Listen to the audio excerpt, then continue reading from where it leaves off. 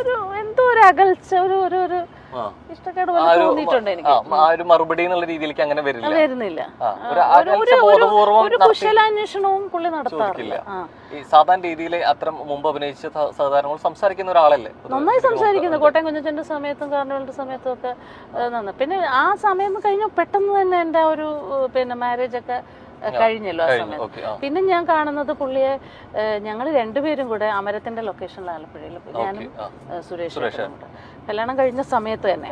അപ്പൊ പുള്ളി എന്താണ് രണ്ടുപേരും കൂടെ അത്ര മാത്രമേ സംസാരിച്ചിട്ടുള്ളൂ. പിന്നെ കൂടുതലൊന്നും പുള്ളി സംസാരിക്കുന്നുണ്ട്. അല്ല, അതൊന്നും എനിക്ക് തോന്നിയില്ല, അന്നൊന്നും തോന്നിയില്ല. പിന്നെ അപ്പോൾ അത് കഴിഞ്ഞ് ഞാനത് ആ ഇന്റർവ്യൂവിൽ വ്യക്തമായിട്ട് പറഞ്ഞിട്ടുണ്ടായിരുന്നു. ഈ വിവാഹത്തിന്റെ സമയത്ത് തന്നെ എൻ്റെ ഫാദറും അദ്ദേഹത്തിന്റെ സുരേഷ് ചേട്ടന്റെ അമ്മയും അച്ഛനും ഒക്കെ മമ്മൂക്ക എടുത്ത് എന്ന് പറഞ്ഞിരുന്നു. എങ്ങനെയെങ്കിലും ഞങ്ങൾ ഇതിൽ നിന്ന് പിന്തിരിപ്പിക്കണമെന്ന് പറഞ്ഞിരുന്നു. അപ്പോ എന്റെ വാപ്പി പറഞ്ഞപ്പോൾ ഞാൻ സംസാരിക്കാമെന്ന് പറഞ്ഞു. അദ്ദേഹത്തിനോട് സംസാരിക്കാനും പറ്റി. തിരുവനന്തപുരത്ത് തന്നെ ആയതുകൊണ്ട് പെട്ടെന്ന് ഏതോ പടത്തിന്റെ ഷൂട്ടാണ്. വാപ്പി തിരുവനന്തപുരത്ത് പോയാ കേട്ടോ പറഞ്ഞത് പുള്ളിയോട്. അപ്പൊ എന്നോട് സംസാരിക്കാനും പറ്റിയില്ല. പക്ഷെ അതൊക്കെ കൊണ്ടാണെന്നൊന്നും എനിക്ക് അറിയത്തില്ല സത്യത്തിൽ. എപ്പോഴെങ്കിലും പക്ഷെ ഇങ്ങനെ അങ്ങനെ ഒന്നുണ്ടെങ്കിൽ ഏറ്റവും നല്ലത് ശരിക്കും അമ്മയ്ക്കോട് തുറന്ന് സംസാരിക്കുന്നതായിരുന്നല്ലേ? അങ്ങനെ നമ്മൾ കാണുന്നില്ലല്ലോ, ഞങ്ങൾ സിനിമകളും ചെയ്യുന്നില്ല. പിന്നീട് ഒറ്റ സിനിമ പോലും ഞങ്ങൾ ചെയ്തിട്ടില്ല. പിന്നെ ഞാൻ ചെയ്തത് 2020-ലാണ്. അന്നും പുള്ളി എന്നോട് സംസാരിച്ചിട്ടില്ല. അന്ന് പുള്ളി നമ്മുടെ വീട്ടിൽ വരുന്ന ഒരു സീൻ, ഒരു വലിയ സീനാണ്. ഒരു 1-2 ദിവസം ആ സീൻ എടുക്കുന്നുണ്ടായിരുന്നു. പക്ഷെ പുള്ളി ഒരു ഹായ് ഹായ് എന്നല്ലാതെ എന്നോട് സംസാരിച്ചിട്ടില്ല. എന്തോ വ്യക്തമായ കാരണം ഉണ്ടെന്നുള്ള എനിക്കറിയാം. പുള്ളിക്ക് എന്തോ മനസ്സിൽ തെറ്റിദ്ധാരണ വന്നിട്ടുണ്ട്. പക്ഷെ എന്ത് തെറ്റിദ്ധാരണ, അറിഞ്ഞ കാര്യം എന്തായാലും അതൊന്നും സത്യമല്ല എന്നിപ്പോ നമുക്ക് പറയാൻ, മമ്മൂക്കായെ നേരിട്ട് കണ്ടാലല്ലേ പറയാൻ പറ്റും. എന്താണെന്ന് അറിഞ്ഞാലല്ലേ പറയാൻ പറ്റൂല. പിന്നെ 2-3 പ്രാവശ്യം കണ്ടു, വേണ്ടി ഇങ്ങനെ ഹായ് ഹായ് പറഞ്ഞു, സംസാരിച്ചു, ഹലോ ഗുഡ് മോർണിംഗ് എന്ന് പറഞ്ഞു. ഫംഗ്ഷനും കണ്ടിട്ടുണ്ട്. അപ്പോഴും ഒക്കെ നമ്മൾ അങ്ങോട്ട് ചെന്ന് ഗുഡ് മോർണിംഗ് പറയും. അപ്പൊ പുള്ളി വലിയ നമുക്ക് മനസ്സിലാവുമല്ലോ, നമ്മളോടൊരു സംസാരിക്കാൻ ഇഷ്ടമുള്ള ഒരു ആറ്റിറ്റ്യൂഡ് നമുക്ക് മനസ്സിലാവുമല്ലോ.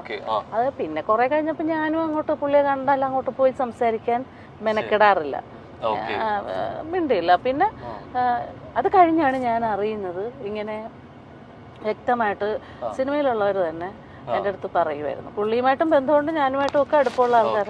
എന്താണ് മമ്മൂക്ക ഇങ്ങനെ പടങ്ങളിൽ നിന്ന് മാറ്റി പറയുന്നുണ്ട് എന്ന് പറഞ്ഞു. അത് വ്യക്തമായിട്ട് പറഞ്ഞു കേട്ടോ, എന്നോട് പറഞ്ഞിട്ടുള്ളത്.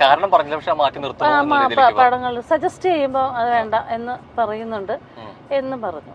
അപ്പോ ഇതറിഞ്ഞപ്പോഴത്തേക്ക് ഞാനത് അപ്പോഴൊന്നും ക്ലിയർ ചെയ്യാനൊന്നും പോയില്ല. ജനറൽ ബോഡിക്ക് ഇന്നസെന്റ് ഏട്ടനെ കണ്ടപ്പോ ഇന്നസെന്റ് ഏട്ടനോട് ഞാൻ പറഞ്ഞു, ഇതൊക്കെ 10, 20, 15, 20 ആ സമയത്താണ്. ഇന്നസെന്റ് ഏട്ടനൊക്കെ പ്രസിഡന്റ് ആയിരുന്ന സമയത്തുള്ള കാര്യമാണ്. അപ്പൊ അത് പ്ലസായിൽ വെച്ചിട്ടുള്ള ജനറൽ ബോഡിക്കാണ് ഞാൻ പറയുന്നത് ഇന്നസെന്റ് ഏട്ടൻ്റെ അടുത്ത്. ചേട്ടാ ഇങ്ങനെ ഒരു പ്രശ്നമുണ്ട്. അപ്പൊ എന്റെ വാപ്പിയാ പറഞ്ഞു, നീ ഇന്നസെന്റിനോട് പറയണം, ഇങ്ങനെ ഒരു വിഷയമുണ്ടെന്ന് പറയണമെന്ന് പറഞ്ഞു.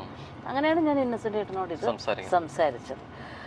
സംസാരിച്ചപ്പോ ഇന്നസെന്റ് ഏട്ടൻ പറഞ്ഞു, നമുക്കിപ്പോ തന്നെ ചോദിക്കാം, അങ്ങനെയുള്ള നമുക്കത് സംസാരിക്കാമെന്ന് പറഞ്ഞു. ഞാൻ പറഞ്ഞു വേണ്ട, അതൊന്നും വേണ്ട ഇന്നസെന്റ് ഏട്ടാ. എനിക്കത് അപ്പൊ കേട്ടപ്പോ നല്ല സങ്കടം തോന്നിയെങ്കിലും പിന്നെ ഞാൻ വിചാരിച്ചു, ഞാനും അദ്ദേഹമൊക്കെ വിശ്വസിക്കുന്ന ഒരു പടച്ചവനുണ്ടല്ലോ. അപ്പൊ ആ പടച്ചവൻ എനിക്ക് വിധിച്ചത് ആര് വിചാരിച്ചാലും തടുക്കാൻ പറ്റത്തില്ല, എനിക്ക് കിട്ടും. അല്ലാത്തത് എനിക്ക് കിട്ടത്തില്ല, അത് ആര് വിചാരിച്ചാലും തരാനും പറ്റത്തില്ല. ആ വിശ്വാസത്തിലാണ് ഞാൻ എന്ന് പുള്ളിയോടൊന്ന് പറഞ്ഞേക്ക് എന്ന് ഞാൻ പറഞ്ഞു. അത് കഴിഞ്ഞ് ഞാൻ ഇന്നസെന്റ് ഏട്ടൻ്റെ അടുത്ത് ചോദിച്ചു, ചേട്ടാ പിന്നെ ഞങ്ങൾ കണ്ടപ്പോ ഞാനത് സംസാരിച്ചു കേട്ടോ. അപ്പൊ പുള്ളി പറഞ്ഞു, ഞാൻ അങ്ങനെയൊന്നും ചെയ്തിട്ടൊന്നുമില്ല, അങ്ങനെ ഒന്ന് പറഞ്ഞു പോയി എന്ന് പറഞ്ഞു. എന്തായാലും നമ്മള് ബീച്ചിന്റെ സൈഡിലൂടെയാണ് പോയിക്കൊണ്ടിരിക്കുന്നത്. ആലപ്പുഴ ബീച്ച് വന്നിട്ട് ബീച്ചിൽ കയറാതെ പറ്റില്ല അല്ലേ? നമുക്കൊന്ന് ബീച്ചിൽ പോയിരുന്നു. കേരളത്തിലെ ഏറ്റവും നല്ല ബീച്ചുകൾ ആലപ്പുഴയാണ്.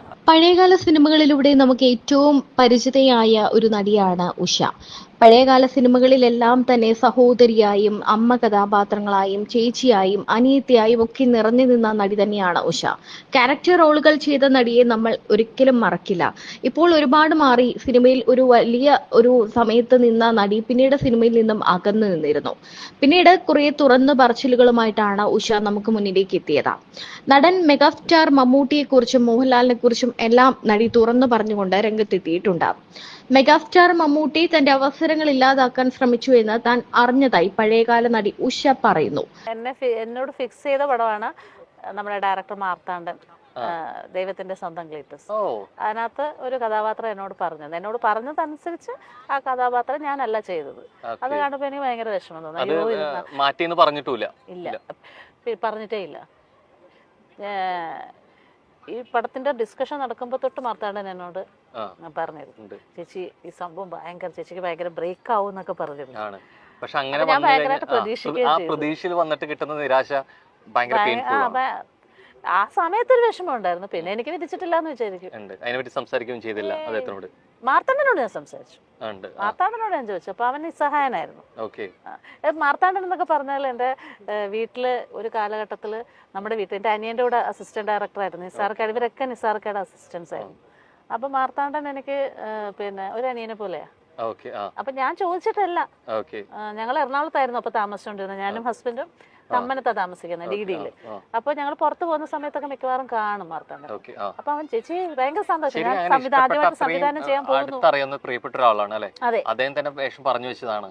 പിന്നെ മാറ്റിയിട്ടുണ്ടെങ്കിൽ അത് അദ്ദേഹത്തിന് തന്റെ താല്പര്യക്കേട് കൊണ്ടായിരിക്കും, വേറെ മറ്റെന്തെങ്കിലും ആണെന്ന് അവന് ഇഷ്ടമുണ്ടോ. ഞാൻ ആദ്യത്തെ സിനിമയിൽ അഭിനയിക്കണം എന്നുള്ള ആഗ്രഹം കൊണ്ടാണല്ലോ അവൻ എന്നോട് പറയുന്നത്, മാർത്താണ്ഡൻ പറയുന്നത്. മാറ്റിയതിന്റെ കാരണം പറഞ്ഞില്ല. ചെയ്യാത്ത തെറ്റുകളുടെ പേരിൽ സിനിമയിൽ മാറ്റി നിർത്തലുകൾക്ക് വിധേയമായിട്ടുണ്ട്. ഉണ്ട്.